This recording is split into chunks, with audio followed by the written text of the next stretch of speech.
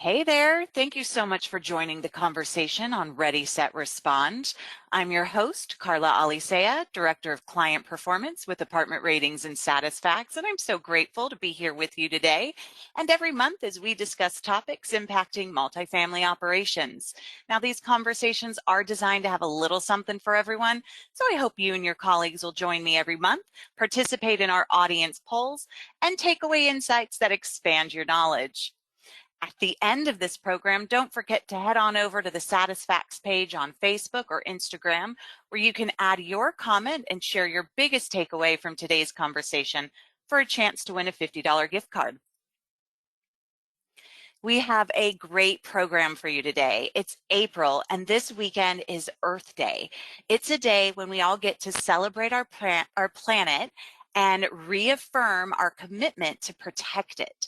So to celebrate Earth Day this year, we're doing a dumpster dive into the state of waste management and recycling in multifamily with two highly experienced industry experts. So coming up on That's My Job guests joining the conversation, we'll have Richard Bates, the Director of Waste and Diversion Strategies at Greystar, and Heath Hallada, the founder of Hello Doortep.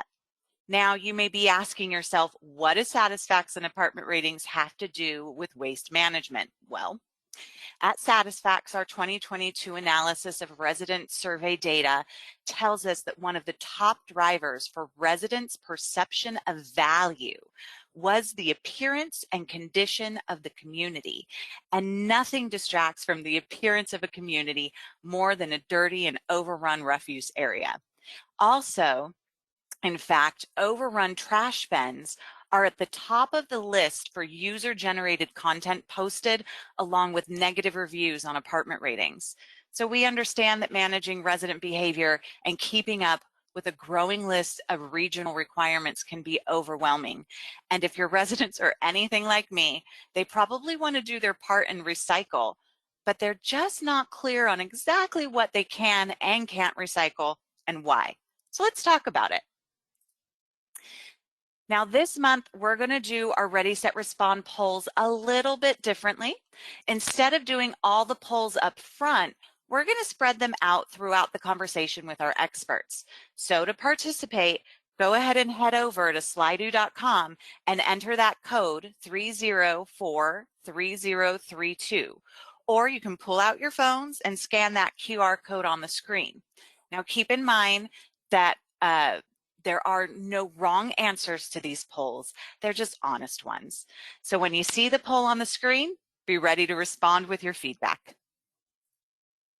So to kick off the conversation right now, tell us, how do you celebrate Earth Day at your community or at your company? Personally, I like, personally, I like to immerse myself in nature. I like to go on camping trips. I also love to go into the garden and roll up my sleeves and get my hands in the dirt and plant something. So while you guys tell us about what you do at your communities, I want to go ahead and introduce Richard and Heath. So Richard and Heath, welcome to the conversation. I imagine Earth Day is a big deal in your line of work. Tell us how do you guys celebrate? Kick it off, Heath. Well, thanks, Carla, for having us on. This is Heath Hallada, founder of Hello Doortep. Richard, always a pleasure. I look at Earth Day a little bit differently, as not just one day, but kind of a day of reminder throughout the entire year of how to bring awareness to, living cleaner, living simpler, focusing on producing less waste and driving benefits for not only the community you live, but the entire, global economy, global world. So, I've had a lot of different events that we've done on Earth Day. My favorite, though, of all time is when I partnered up with little Ryan Hickman, Ryan's Recycling. He started out as a 4-year-old recycling cans and bottles in Laguna Beach, California. And so I met up with Ryan and his dad, and just a great family. I think now he's maybe 10 years old doing the exact same thing, just on a bigger scale. But we went around the country and did educational events for Earth Day, bringing awareness to the multifamily community about recycling and plastic and glass, and just had a really good time with it. So I would say that that's my most memorable Earth Day experience. But this Earth Day, we're going to just continue to drive awareness for the 8,000 plus multifamily units we service here in Austin and make it a fun time for families to get together. That's fabulous. Richard, anything on your agenda? Well, and I'd say I'll probably speak more to some of the really cool Earth Day ideas that I like for the year, because they, each year I think there's different things that are kind of more relevant, specific to what some of the properties may consider, right, rather than my personal. Yeah. Anytime any of the e-waste opportunities are really good. I feel like good at Earth Day opportunities, just because there's so much potential on the e-waste side that we don't capture. And look, all of us probably have like 3 laptops sitting in a closet somewhere. And so I like the e-waste activities. A lot of vendors have different ways of doing it. Sometimes they just mail you boxes. It's very creative ways to make that offering where your residents can come in and either do an event and have them bring all their stuff and hand out hot dogs and do something like that. But I would say one of the things I really like this year is a lot of the activity I'm starting to see around compost.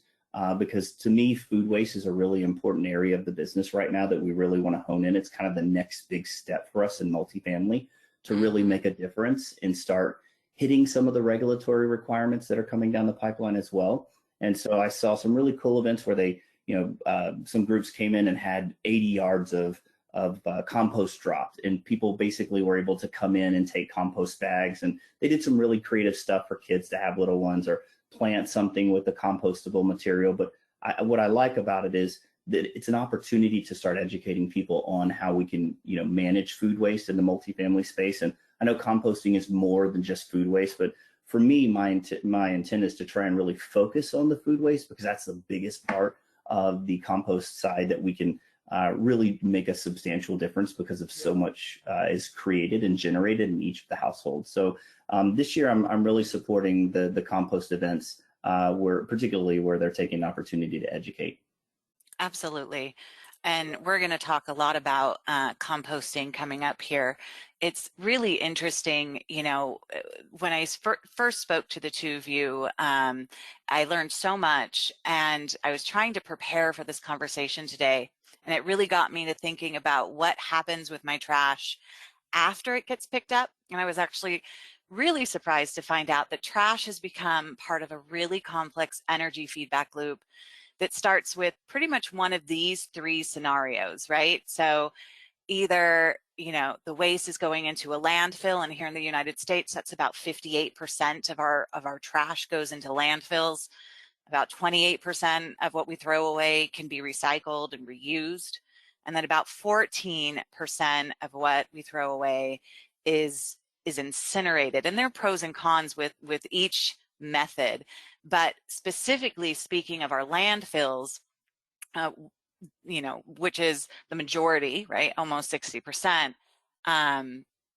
It is the EPA actually, according to the EPA, they're saying that landfills are the 3rd largest source of human-related methane emissions in the United States.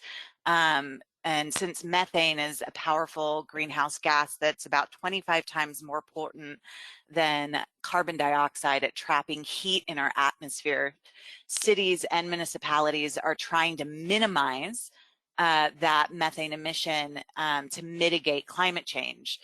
However, from our conversation, I understand that regulation and those requirements can vary dramatically across cities and municipalities in each region.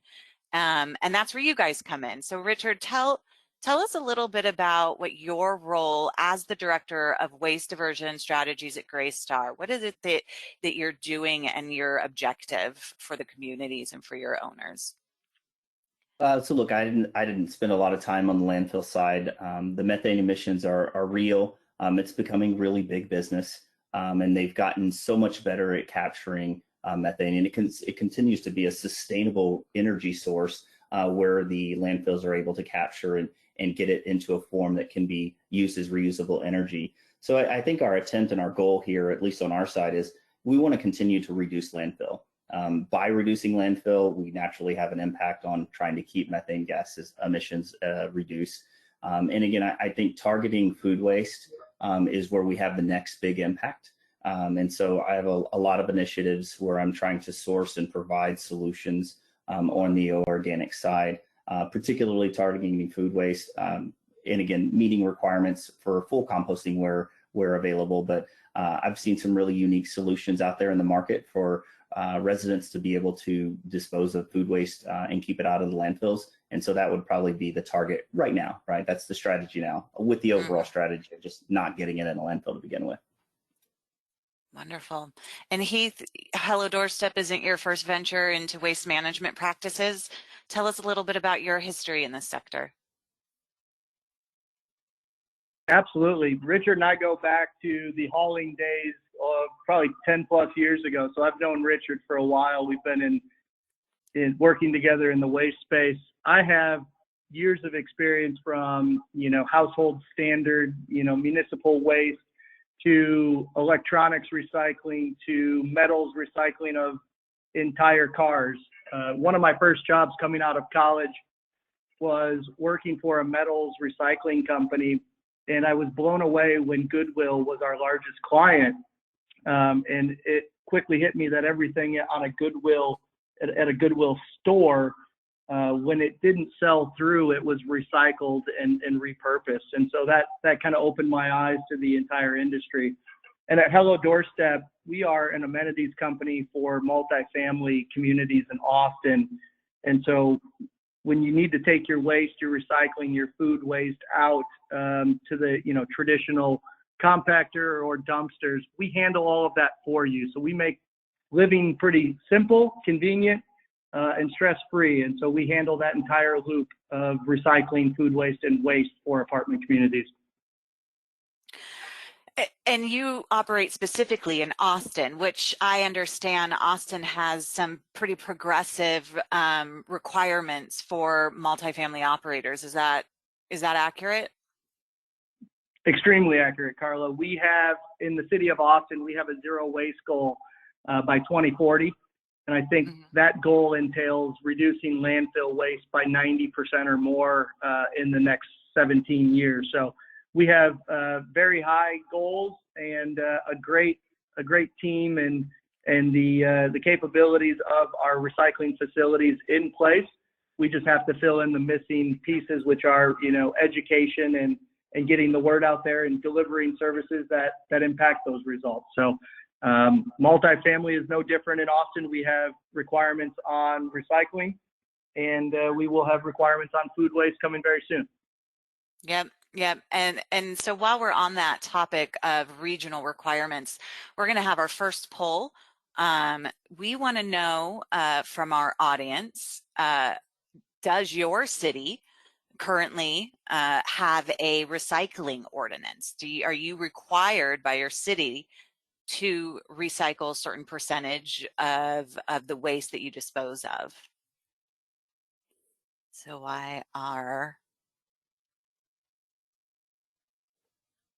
okay, it looks like some are not sure. We've got almost 60% of our audience saying that there is no requirement from their city or municipality for recycling, and about 25%, 22% saying yes, there is a recycling ordinance.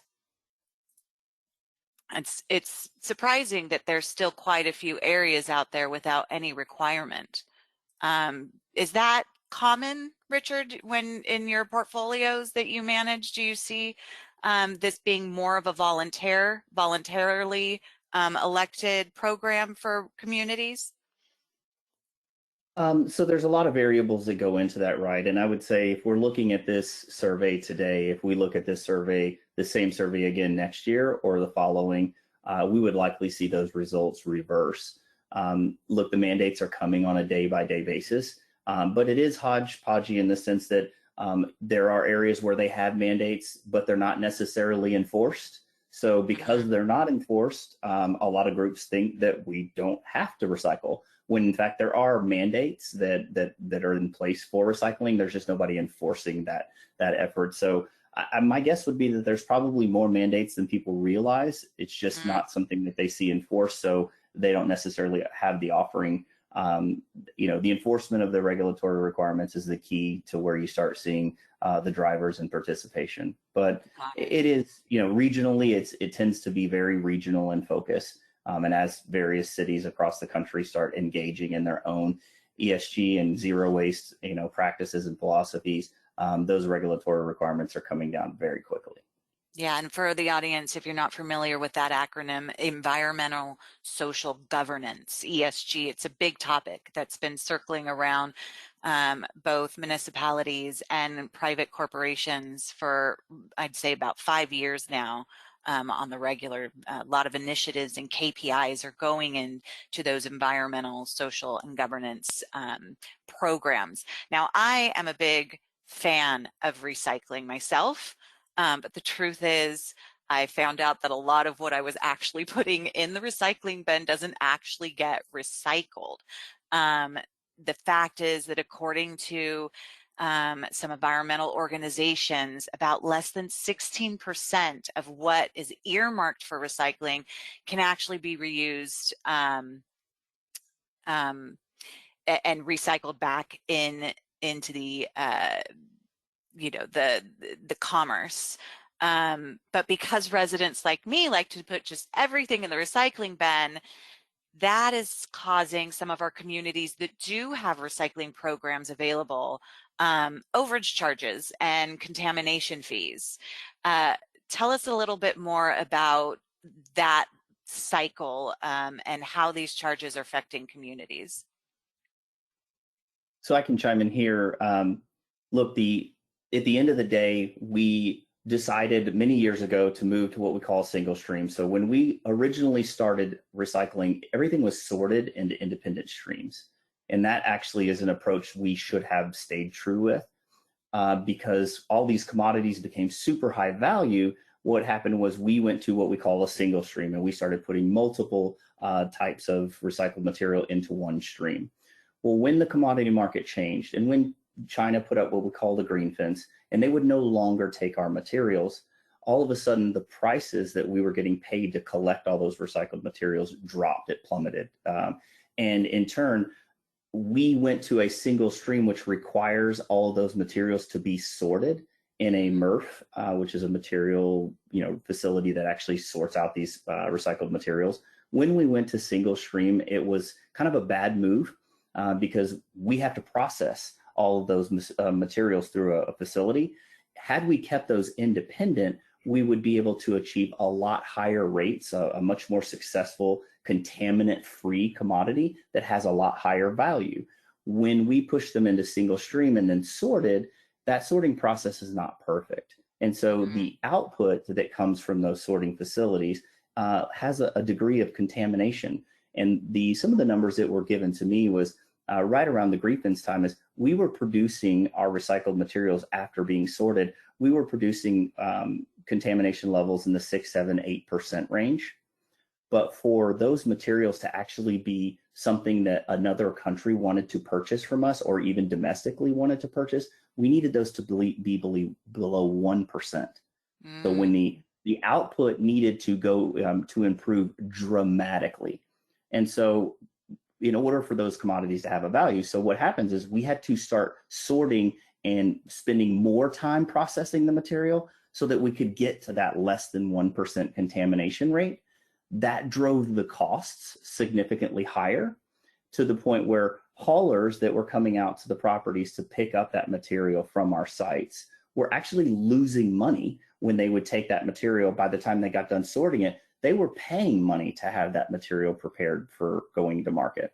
That is the result, or the result of that was contamination charges, where the haulers came back to us and said, hey, you're creating this material, you guys have to sort it, and if it's clean, you won't have a contamination fee. But if you are continuously contaminating, that's where you see the contamination fees because of the impact of having to process. And that's because of people like me who think that it's okay to put a plastic bag and a soiled pizza box into a recycling container. Correct. Plastic bags being probably one of the larger contributors. Interesting. And Heath, the solution on your end is to offer a valet service of sorts. Tell us about that. Yeah, what we've seen is, on a micro, kind of just take it down to the multifamily level here for a minute. On a small scale, multifamily is just a little piece of this puzzle, right? You have single family and everything else. Mm-hmm. But what we've seen is illegal dumping also plays a key role into this. And when you have waste bins and compactors throughout a community, you could have any construction company or any, truck come across your community and dump paint buckets and roofing materials and construction debris into your recycling container. And so what we try to do from our service is we provide a 5-day-a-week service where we handle all of the waste, recycling, and food waste at the resident's doorstep. We maintain all of the waste, recycling, and food waste areas at the community. So we become kind of the eyes and ears on the ground to see what's working, what's not. Is the stream contaminated? Is illegal dumping becoming an issue? And we kind of, in a lot of instances, those containers stay locked to our team. So we kind of take things into our hands and manage the whole cycle. And for those communities that aren't utilizing a doorstep service, what are some things that property managers can do to encourage the proper recycling from their residents, to encourage that the waste that they put into the bins is what should be put into the bins? Yeah, great question. I can also take that. From a property manager's perspective, a lot of their responsibility is making sure that the property runs smoothly, and not necessarily are they, compensated or paid based on diversion rates today. And so some of the things they can do that take very little of their time would be to have the city come out, host a resident event, provide recycling education to all of their residents. A lot of these more, recycling compliant cities that are focused on zero waste have teams to engage with single family and multifamily residents. And so getting involved with the city and having the city come out and educate your residents is always a great place to start. That does sound like a good idea. Absolutely. All right, we're going to do another poll here. We want to know, how familiar are you with what materials can and can't be recycled in your community? I know here in my suburb, I cannot put plastic bags into my recycling bin, and I cannot put glass into my recycling bin, which I found quite odd. Heath or Richard, why would a recycling facility not accept glass? There's a lot of reasons for that, and it's happening more and more across the country. As I mentioned earlier, we moved to a single stream. If you notice in the markets that are moving towards zero waste initiatives, we're unraveling that, right? So we're starting to take materials and go back into source separation, which is sorting each of the materials independently. When you start sorting independently, what happens is now you start looking independently at the streams. Glass is just not a commodity item that has a lot of value. It's very heavy. It's very inexpensive to make and to purchase. And so a lot of them have taken it out of the streams just because they're, some of it's tied into what is the benefit of recycling glass versus some of the other streams. And so several groups have done studies, and they basically determined that, hey, glass is not having the same impact in a landfill as, say, a piece of plastic. And so the initiative is, let's push the plastics and pull out the glass, because it's not having the same environmental impact in our landfill as, say, a piece of plastic. That's just one thing that is being looked at. So it is very common, and we're seeing it more and more. But there's a lot of weight associated with glass. It can be challenging to clean out of the various material streams, and it's really detrimental in organics, because glass and the organics, if those two commingle, you can ruin an entire batch of compost if you have that type of material going into it. So it's very difficult to keep out of some of the other streams and sort out. So they're kind of pulling it out all together and trying to push that into the landfill. Interesting. Now, Richard, you sent me this image, which really drove home, for me at least, why I can't put plastic bags into my recycling. Can you explain what we're looking at here? Yes, and so I use this image a lot, particularly on the in my waste management time, where properties were super frustrated with getting charged contamination fees, and super frustrated with the fact they couldn't put plastic bags into the bin. When we discussed earlier, kind of the whole needing to process those materials, one of the first steps in taking a single stream recycling bin and sorting that material out is to go through, I guess, kind of in the line that you see here with these big blades that are kind of starting to separate the bigger things, breaking things down and kind of getting them ready to be separated out into independent streams. The plastic bags wrap around the blades. And when an entire facility that is, trying to process as much material as they can has to shut down for hours at a time to go onto the blades and cut the plastic off, all we're doing is driving up our cost to process and offer recycling services to the communities, right? If you have to shut down and there's zero productivity coming out of these sorting facilities for hours at a time because of the plastic bags, you can see the impact that it has, the inefficiency that occurs, and they just process far less material, which in turn just corresponds to higher prices being charged for recycling, and even bigger fines and penalties associated with the contamination fees, because this is the impact of what those plastic bags do to the sorting facilities. Yep.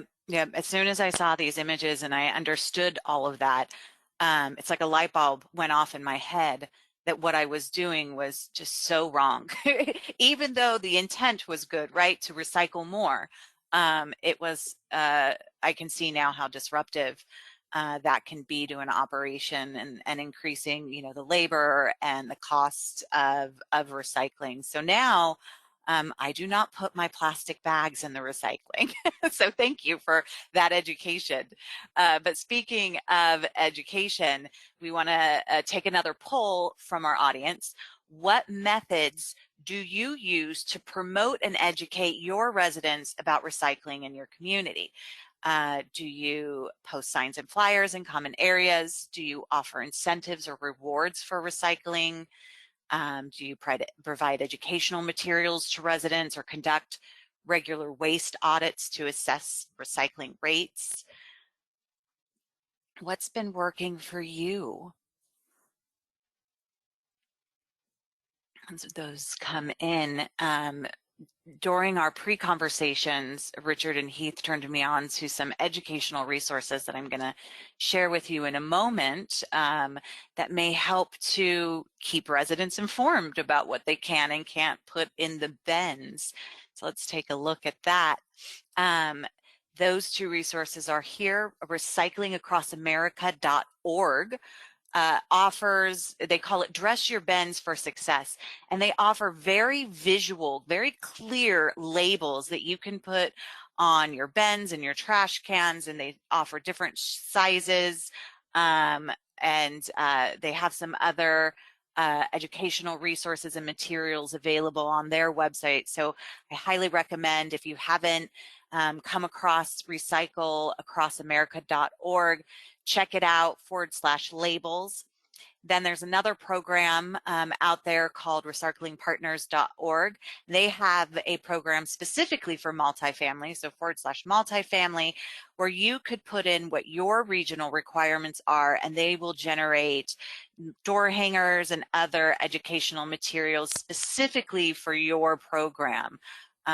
So that is another resource for you to check out. Now, about a couple of weeks before this program, I put a poll up on LinkedIn about what the biggest challenge was facing waste management and recycling at apartment communities, and it's true, even there 69% of the respondents cited that it was resident behavior is the biggest challenge. So education, and as we know in communications, right, just saying something once at move-in doesn't always, the resident's not always going to retain that information. So having maybe a reoccurring email that goes out to residents once every quarter, reminding them, or doing the door hangers, once or twice a year, making sure that the bins are properly labeled, could go a long way to helping to ensure a cleaner stream for your recyclables. But let's get on to Richard's favorite topic, and what appears to be what's hot and next in waste management is the organic waste stream. So my research showed that about 30% of the waste that ends up in landfills is actually organic waste. And again, in an effort to divert more waste away from the landfills and to reduce those greenhouse gases, composting has now become part of the waste management regulatory requirements. Heath, Hello Doortep operates in Austin, as we talked about earlier, where there's already requirements in place. Can you share a little bit about what regulations are impacting apartment managers in the city? Yeah, absolutely. So from a recycling standpoint, that's been around for a while with the Austin Universal Recycling Ordinance. We have several food waste kind of mandates that will be, taking shape in the next, I would say in the next 12 months, you'll see some major traction on that. Since COVID, things have been a little delayed, but this is certainly a big emphasis in Austin right now, and we're gearing up, ready to tackle it. We have big plans to, provide food waste recycling at the doorstep for residents, and we will close the loop back to the property by, collecting the food waste, having it processed with a processing partner, and we will bring the material back to the community in terms of landscape material like dillo, dirt, or mulch. And so we have lofty goals there, and we look forward to working with all of our partners in Austin to drive this behavior and this new line of service. And Richard, Greystar operates communities in almost every city. How are you going about sourcing solutions for composting? Look, number one, I try to encourage people to participate in the composting solutions as much as possible, because what we lack is resources. There's not a lot of providers and suppliers that offer the organic services in a way that make it palatable for our residents.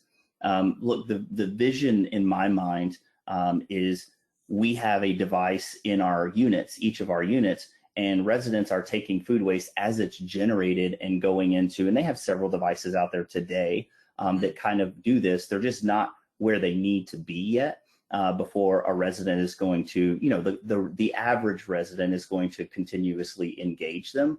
But residents, as they generate food waste, instead of putting it into a trash bin, it goes into a bin that typically dehydrates the food in some capacity.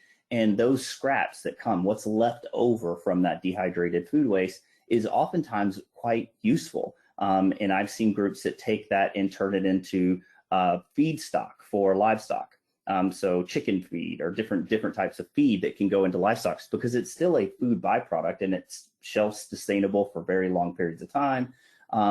And I think the statistic is about 4.5, the average family creates about 4.5 pounds of food waste per day. You take a property that's 250, 300 units, that's a lot of food waste. Yeah, it is. And where you introduce technology is, as they generate that food waste and they put it into the device, it's capturing that as diversion, meaning that you put a watermelon in there and it's going to see that you just put a 3-pound item in there. And instead of that going to landfill, the property is going to be recognized for the diversion of that material away from landfill, which is how we get to some of these really high diversion standards that are kind of coming down the pipeline, right? So lots of various solutions out there. The challenge is there's no universal solutions. There's not enough participation. in the platform to have a lot of resources thrown at it. The EPA did announce a lot of grants being released. I think it was 200 million perhaps that get divvied out, so that we're trying to encourage different companies to come out there and innovators to come into the market and create a sustainable organic waste collection platform. And to be honest, Carla, even the haulers, have a very difficult time with managing food waste. We have a long way to go, but it is an area of the business where I feel like we will have the biggest impact, particularly as we can fine tune the resources and the capabilities around collections. But in today's operating world, Heath is correct.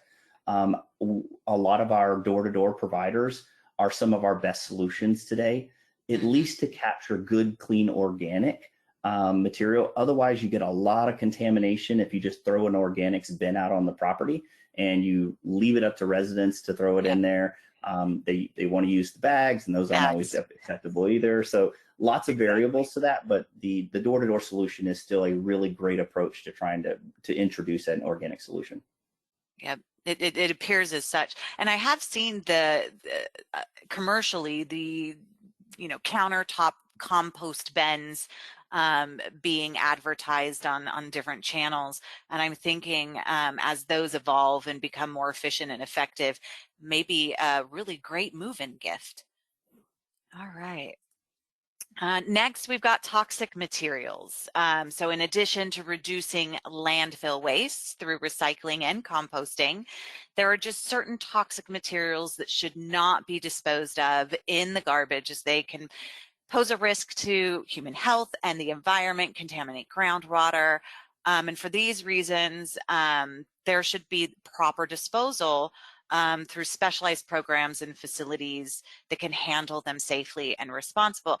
And Richard, you mentioned when we were talking about Earth Day celebrations, the electronics recycling and having an event for disposing of batteries and electronics. Are there any services that you're aware of that residents can, property managers can look into implementing at their community? So the two things I'll mention here for the site teams to really consider why they want to start looking at implementing a consistent e-waste platform is the lithium-ion batteries and the different batteries that are being produced and put into every kind of gadget known, from bicycles to all of the above. We're starting to see a significant uptick in fire risk hazards, because those when not properly charged, those batteries can ignite, and man, when they ignite and can cause a lot of damage, and that's only going to increase in activity. So I would say, if for no other reason, you should start looking at a solid e-waste platform for the sake of that. There are consistent platforms available, but usually what I find is that independently at each of your properties, you want to look for some of the local resources, because the universal application for e-waste collection tends to be at a little bit higher cost, because it might involve, say, a box where you're putting that in there, printed shipping labels, and there's sometimes a significant cost. If you look locally for resources, you can likely find solutions that are very low to minimal cost. So I would certainly talk to guys like Heath in Austin, because they're typically familiar with the types of resources that are locally available.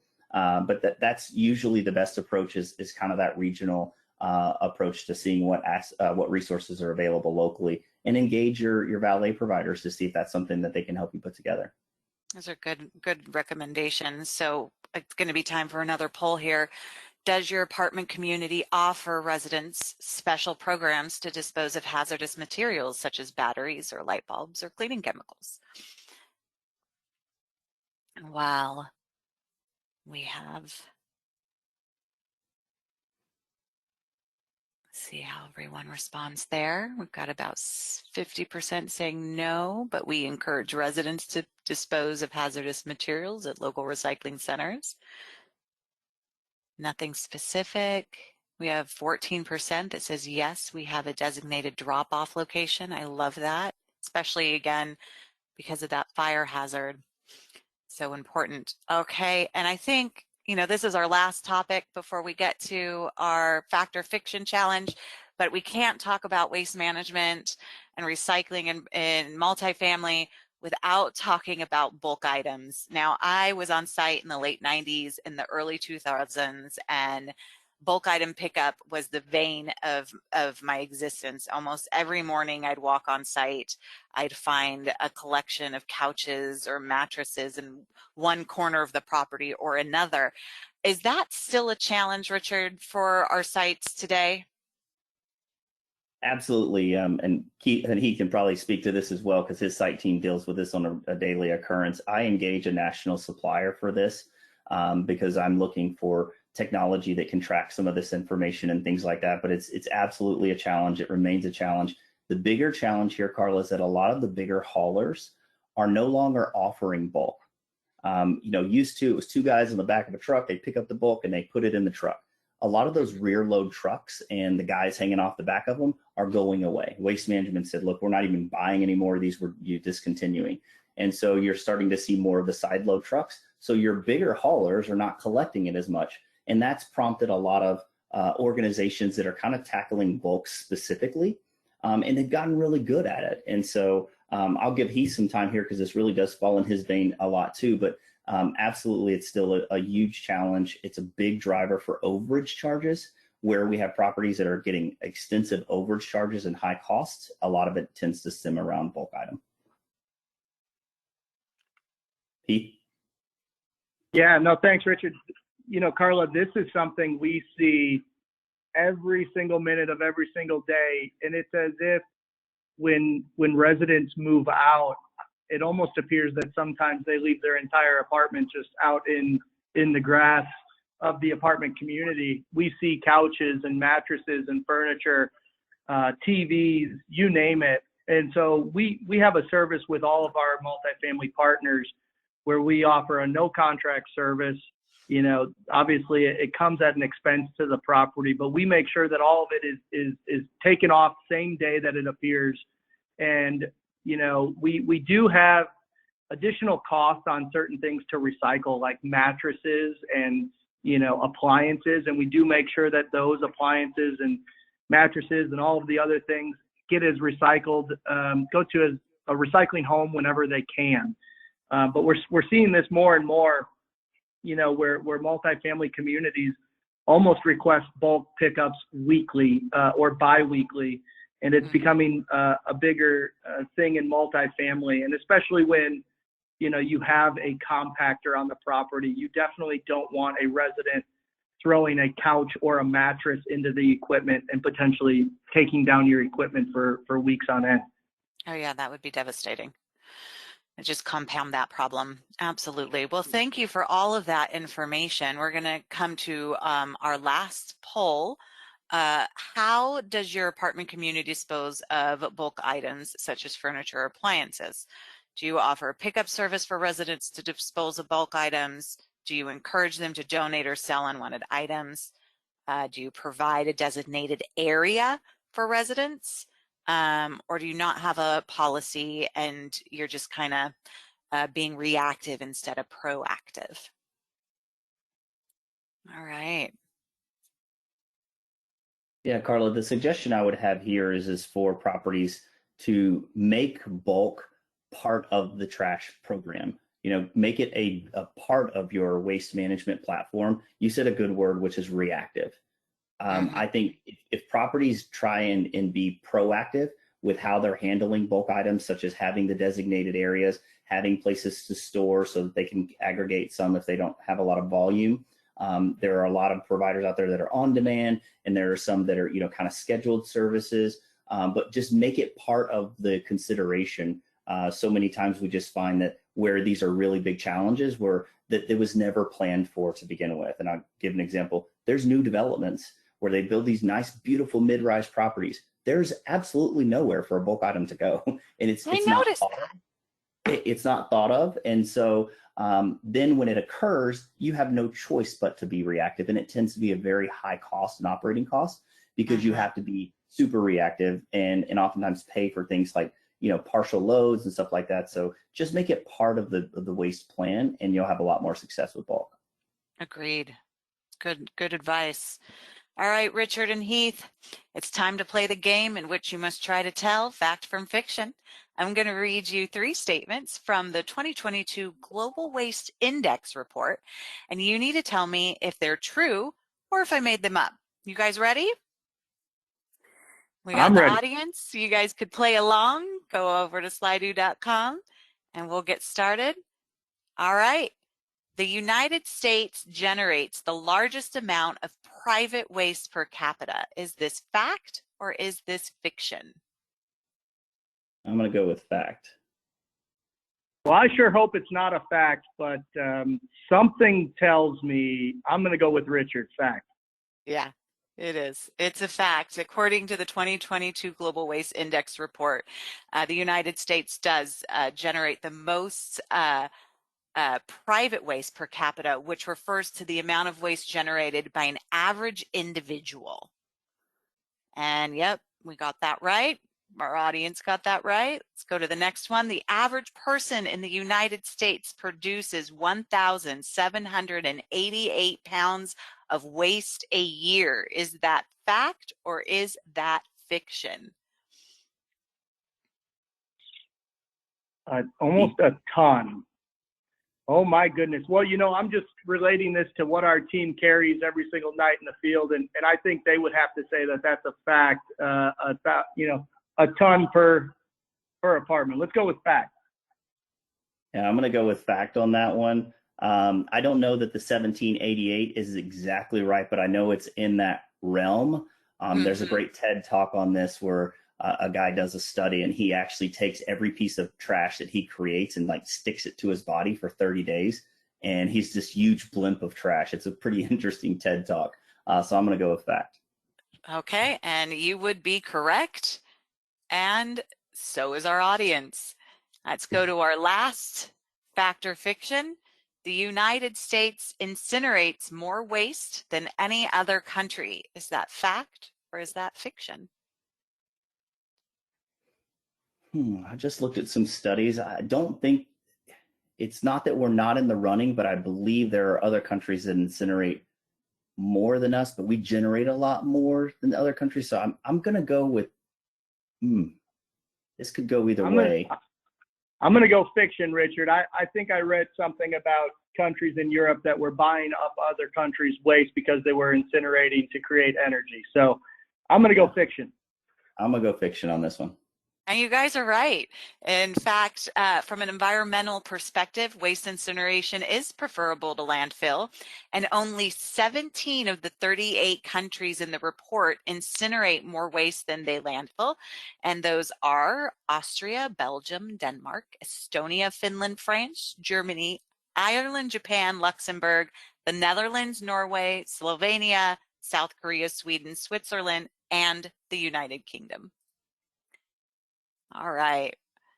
And our audience our audience thought it was fact. 43% said fiction though. Great job, guys. All right, Richard and Heath, thank you so much for joining today's conversation. We did go a little long, but everything that you were sharing with us was so interesting. I hope that was okay.